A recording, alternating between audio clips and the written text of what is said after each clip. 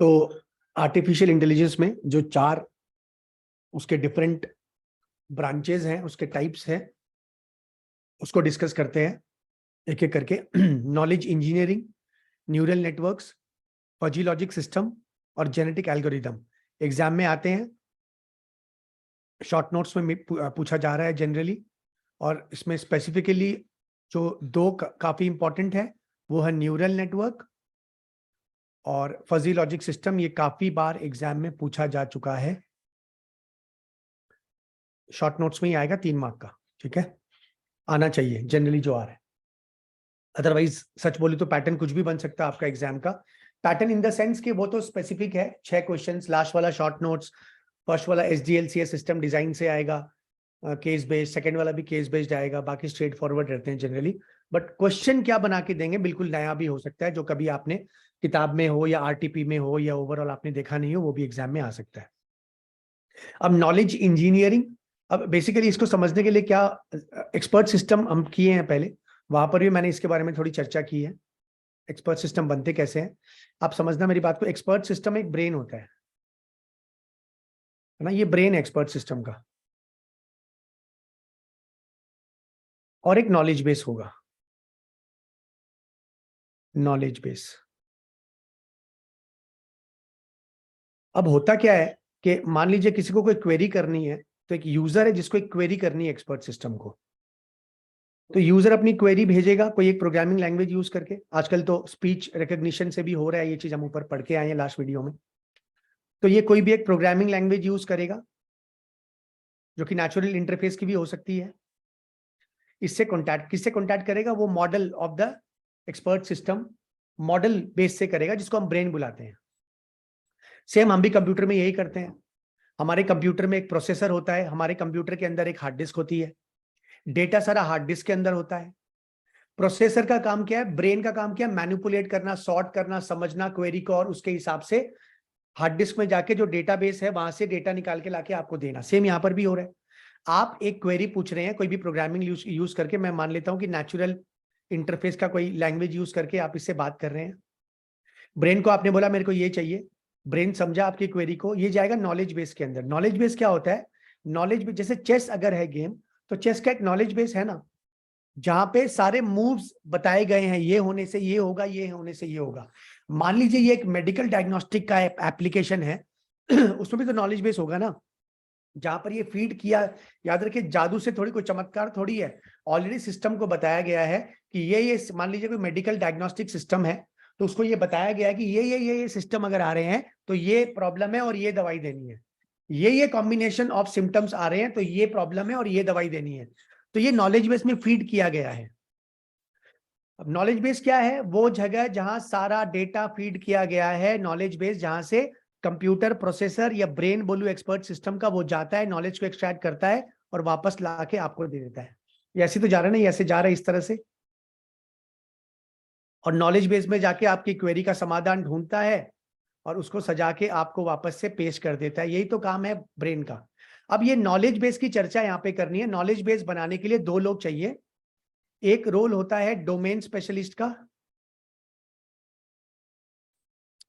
और दूसरा domain specialist. Colour same हो गया, ब्लूज को चेंज कर देते हैं।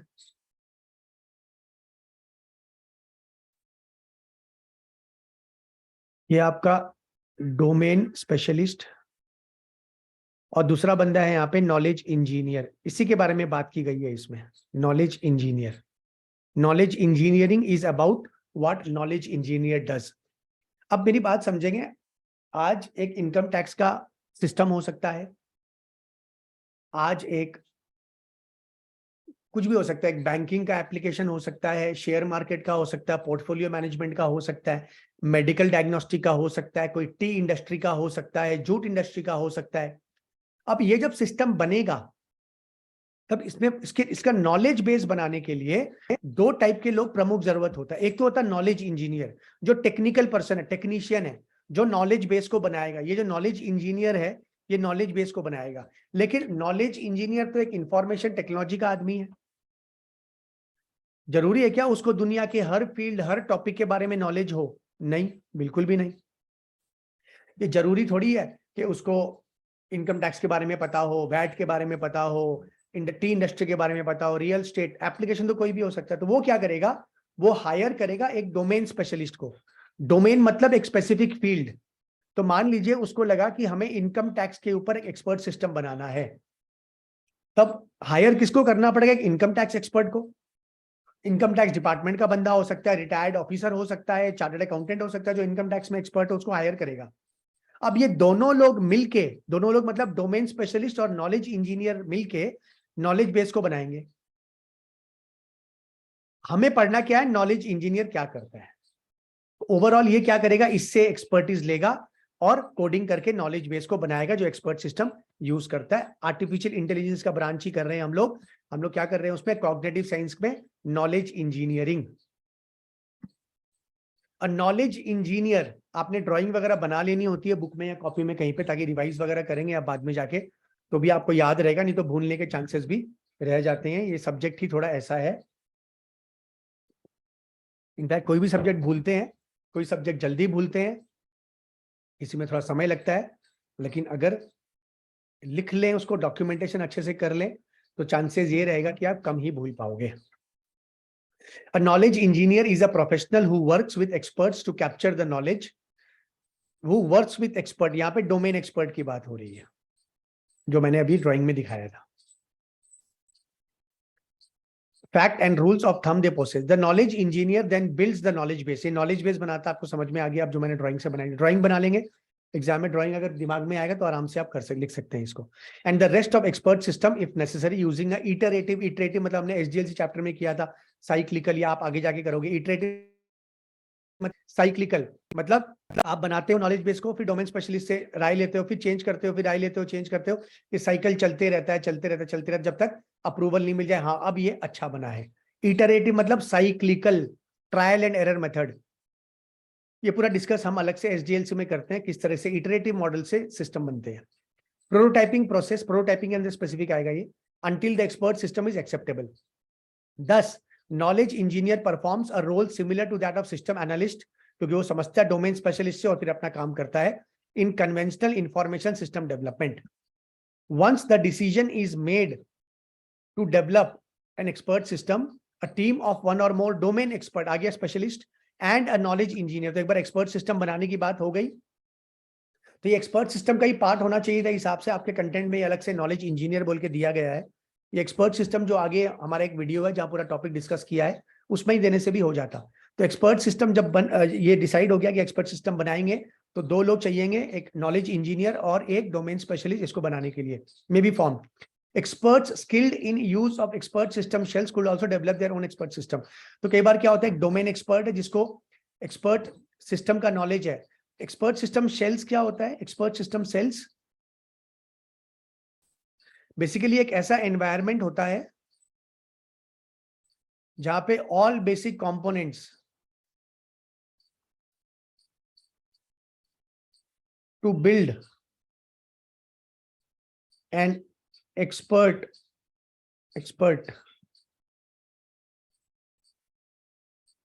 to build an expert system is present. तो क्या लिखा हुआ है यहाँ पे, एक्सपर्ट सिस्टम शेल्स, ये क्या होता है, एक ऐसा एनवायरनमेंट जहां all basic components to build an expert system is present. अब आज के दिन में आपको एक वेबसाइट बनानी है, आपको पता है आप एक्सपर्ट हैं नॉलेज के बारे में जिसके ऊपर वेबसाइट बनेगी, तो जरूरी नहीं है कि आप वेबसाइट वाले को हायर करें। आज के दिन में ऑनलाइन वगैरह इतने टूल्स अवेलेबल हैं कि आप खुद की एक बेसिक लेवल की वेबसाइट बना सकते हैं, और उसमें आपका जो कंटेंट है, आपका जो स्पेसिफिक एरिया है, उसके बारे में सारी नॉलेज डाल सकते हैं, शेयर कर सकते हैं पीपल से। तो वो वाली बात होगी, एक्सपर्ट चाहे तो नॉलेज इंजीनियर के बदले खुद भी बना सकता है, अगर उसको एक्सपर्ट सिस्टम शेल्स के बारे में नॉलेज हो। एक्सपर्ट सिस्टम शेल क्या होता है, वो एक ऐसा एनवायरनमेंट जहां बेसिक कंपोनेंट सब एक्सपर्ट सिस्टम के मौजूद होते हैं। मैंने एग्जांपल दिया वेबसाइट जैसे, आपको वेबसाइट बनाने के लिए आज जरूरी एक्सपर्ट को हायर करें, आप खुद भी ऑनलाइन जाके थोड़ा दिमाग लगाएंगे, है ना। कोड्स वगैरह ऐसे ऑनलाइन अवेलेबल है, चैट जीपीटी तो और भी इजी कर दिया, आज लोग खुद अपनी बेसिक लेवल की वेबसाइट बना सकते हैं। If a shell is used, facts and rules of thumbs about specific domain can be defined and entered in the knowledge base. तो वही मैंने बोला, वेबसाइट का एग्जांपल ले लीजिए, वेबसाइट बन गई, अपना नॉलेज बेस डाल सकते हैं आप with the help of rule editor और नॉलेज एक्विजिशन टूल। तो बहुत सारे नॉलेज एक्विजिशन टूल बाजार में मिलते हैं। नॉलेज एक्विजिशन टूल बेसिकली वो हो गए जिससे कि ओवरऑल नॉलेज को कैसे गैदर किया जाए, नॉलेज को कैसे यूज किया जाए, कैसे शेयर किया जाए, कैसे प्रिजर्व किया जाए, इसकी बात करते हैं। तो इसका भी यूज करके आप नॉलेज बेस बना सकते हैं। A limited working prototype of a knowledge base is then constructed. तो ये जैसे वेबसाइट की बात हो रही है, एक बेसिक लेवल का एक्सपर्ट सिस्टम आप खुद ही बना सकते हैं with the help of system shells और साथ में acquisition tools.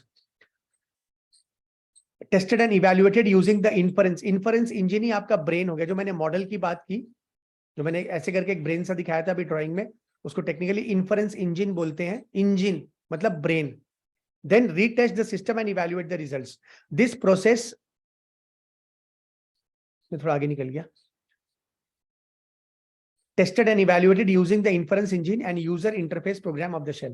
The knowledge engineer and domain expert can modify the knowledge base. एक बार बेसिक लेवल का बना लेंगे, उसके बाद भी आपको हेल्प चाहिए तो आप हेल्प लेके नॉलेज बेस को मॉडिफाई कर सकते हैं, चेंज कर सकते हैं, एनहांस कर सकते हैं। Then retest the system and evaluate the results. आपको लगता है कमी है तो टेस्ट करके, टेस्ट एंड रिवाइज जो ऊपर मैंने बोला था, इटरेटिव साइकिल, देखते रहिए कि जैसा जैसा क्वेरी से वैसा क्वेरी का आंसर नॉलेज बेस दे पा रहा है कि नहीं, उसमें ऐड करिए, चेंज करते रहिए। This process is repeated until the knowledge base and the shell results in acceptable and the shell result in an acceptable expert system. जब तक आपको लगता है कि एक्सपर्ट सिस्टम जैसा होना चाहिए, जैसा रिजल्ट देना चाहिए, जैसे क्वेरीज का सोल्यूशन देना चाहिए, वैसे दे रहा है, तो आपका काम हो जाएगा, मतलब आपका एक्सपर्ट सिस्टम अच्छा बन गया है।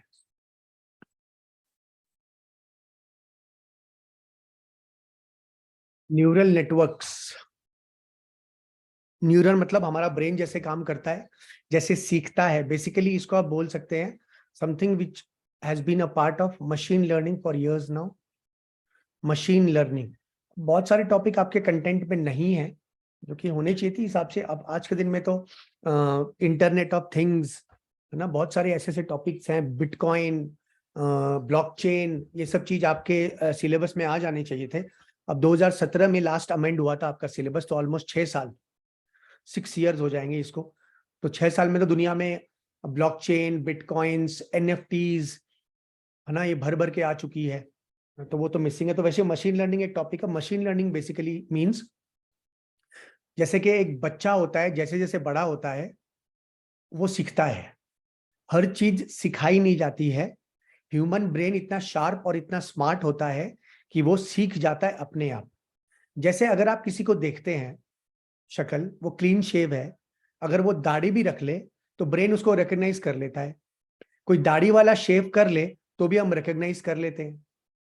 कैसे, हमें बताया गया है क्या बिना दाढ़ी का ये ऐसे दिखेगा? मान लीजिए आपने किसी को बगैर दाढ़ी का ही देखा है, विदाउट शेव, मतलब क्लीन शेव, फिर बाद में उसने बड़ी बड़ी दाढ़ी रख ली, क्या आपको ये सिखाया जाएगा क्या कि ये फोटो उसकी बगैर दाढ़ी की, ये फोटो उसकी दाढ़ी की? नहीं।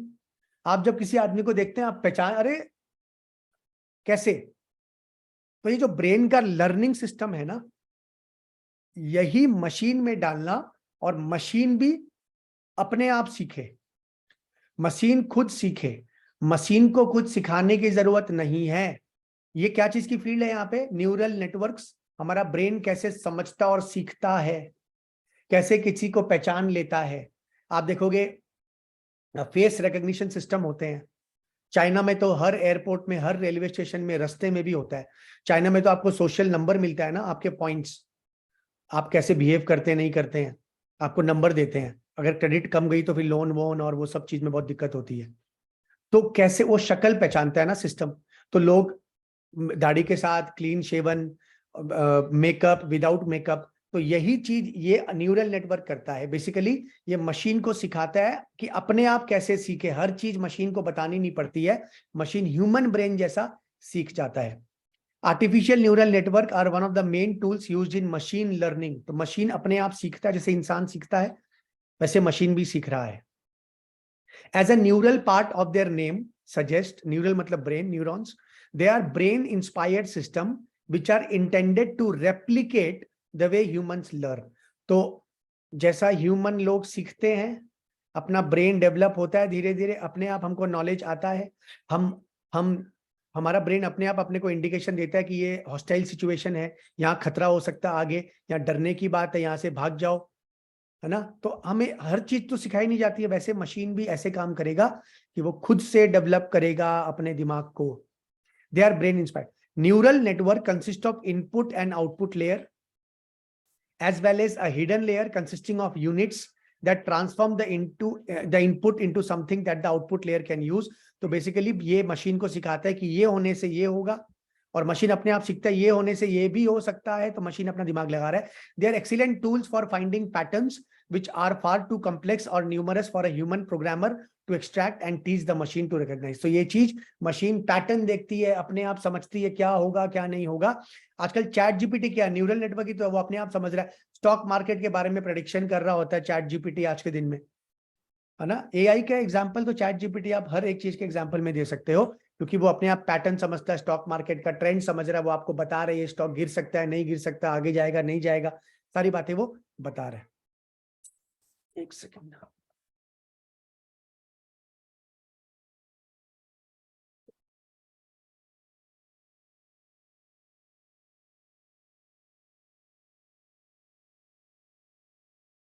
ये सब आपके 3 मार्क के आते हैं।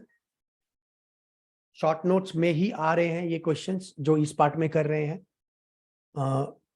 कंटेंट भी बहुत ज्यादा नहीं है। शॉर्ट नोट्स वाला अलग से मैंने एक पेपर बना रखा है, जहां मैंने बताया था कि लास्ट 10 साल के सारे शॉर्ट नोट्स एक जगह, 50 शॉर्ट नोट्स आपको एक जगह मिल जाएंगे, 50 ऑफ देम। उसमें से काफी कुछ रिपीट हो रहे हैं, ऑलमोस्ट 60-70-80% रिपीट हो जाते हैं। बहुत बड़ा भी लिखना नहीं होता है, ठीक है ना। ये वाला पार्ट इससे हटा दीजिए, बहुत टेक्निकल लिख दिया, कॉपी करके लिखा हुआ है। ऑनलाइन जाते हैं विकीपीडिया से उठा के मैट में कॉपी पेस्ट कर देते हैं। हम हर जगह अपना लैंग्वेज यूज नहीं कर सकते। कई बार लगता है कल आप एकदम ही अपना लैंग्वेज लिख के आते हैं एग्जाम में, हो सकता है मार्क्स नहीं मिले। तो ये वाला पार्ट हटा दीजिए, थोड़ा टेक्निकल लिखा हो, जरूरत नहीं है हमारे लेवल में पढ़ने की। ये वाला पार्ट और ये वाला पार्ट से इनफ आपका एक शॉर्ट नोट्स के लिए ज्यादा ही बन जाता, समझ लीजिए आप, शॉर्ट नोट्स के मुकाबले 3 मार्क का लिखने के लिए। तो सेकेंड पार्ट को आप हटा ही दीजिए। अब पहले आपने लिख दिया न्यूरल नेटवर्क क्या होता है। ह्यूमन ब्रेन जैसे सीखता है, कॉम्प्लेक्स प्रॉब्लम को धीरे धीरे अपने आप समझता है, उसी के जैसा एक सिस्टम बना देना अपने को।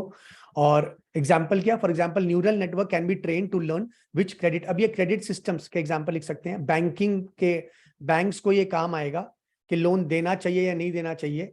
एक सिस्टम को जब आप डेटा फीड करते हो, सिस्टम आपको एक रिजल्ट दे सकता है कि वेदर इस क्लाइंट को लोन देना सही है या नहीं है, लोन देना चाहिए नहीं देना चाहिए, कितने रुपए का देना चाहिए, कितना रिस्क है, सब आपको बता देगा। Neural network can be train to learn which credit characteristics result in good और bad loans. Developer of a credit evaluation neural network could provide it with data for many examples of credit applications and loan results to process, with opportunities to adjust the signal strength between its neuron। तो क्या करेगा ये, basically आपने इसको इतने सारे loan के example दिए, इसको लोन दिया गया था उसका ये डेटा है, उसका लोन डिक्लाइन कर दिया गया उसका ये डेटा है, उसको लोन दिया गया था क्रेडिट रेटिंग अच्छी थी फिर भी लोन खराब हो गया, बैड लोन हो गया। आपने बहुत सारे नॉलेज बेस में डाला। अब उससे क्या करेगा वो सिस्टम, अब वो अपने आप समझेगा कि इस एप्लीकेंट को लोन देना चाहिए नहीं, वो फटाफट प्रोसेस करेगा और, है ना, एक अंडरस्टैंडिंग लेके आएगा कि लोन देना चाहिए नहीं देना चाहिए, सिग्नल स्ट्रांग है नहीं है। The neural network would continue to be trained until it demonstrated a high degree of accuracy in correctly duplicating the result or recent cases। तो काफी टाइम लगेगा एक स्पेसिफिक एरिया में सिस्टम को डेवलप करने में। At this point would be trained enough to begin credit evaluation of its own. तो एक लेवल में ऐसे आएगा, आप जब इसके रिजल्ट्स को जज कर रहे हो या जितने डिसीजन इसने लिए थे लोन देने के लिए, आप देखते हो कि ये कितना राइट था। ये तो ऑलमोस्ट हर जगह राइट हो जाता है, जहां बोलता है कि दे देना चाहिए, सिस्टम बोलता है हाँ दे सकते हैं, आपने डेटा डाला उसके बेसिस में आप देख रहे हैं वो लोन सही जाता है, जहां मना करता है वो पार्टी डूब गई एक्सेट्रा। तो लॉन्ग टर्म में आप देख रहे हैं ये हो रहा है, तब जाके आप बोलोगे ये हमारा न्यूरल सिस्टम जो है बहुत हाई लेवल का काम कर रहा है। ठीक है, तो न्यूरल नेटवर्क बेसिकली एक मशीन लर्निंग का पार्ट है। एक्सपर्ट सिस्टम्स बनाए जा सकते हैं, जैसे लोन देना है कि नहीं देना है, इसके ऊपर एग्जांपल है, ऊपर का पार्ट लिखेंगे, बीच वाला छोड़ दीजिए। ये क्या नाम है, बैक प्रोपैगेशन वगैरह करके बहुत टेक्निकल कर दिया है, हमारे लेवल में जरूरत नहीं पड़ती है ना, अलग से ये पूछा जाता है। आपको शॉर्ट नोट्स आता है और ये आप 10-12 लाइन लिखते हैं, वो मोर देन इनफ होता है आपके एग्जाम पॉइंट ऑफ व्यू के हिसाब से। जो 3 मार्क का क्वेश्चन है, ये वाला पार्ट को आप काट ही दीजिएगा, मत पढ़िएगा।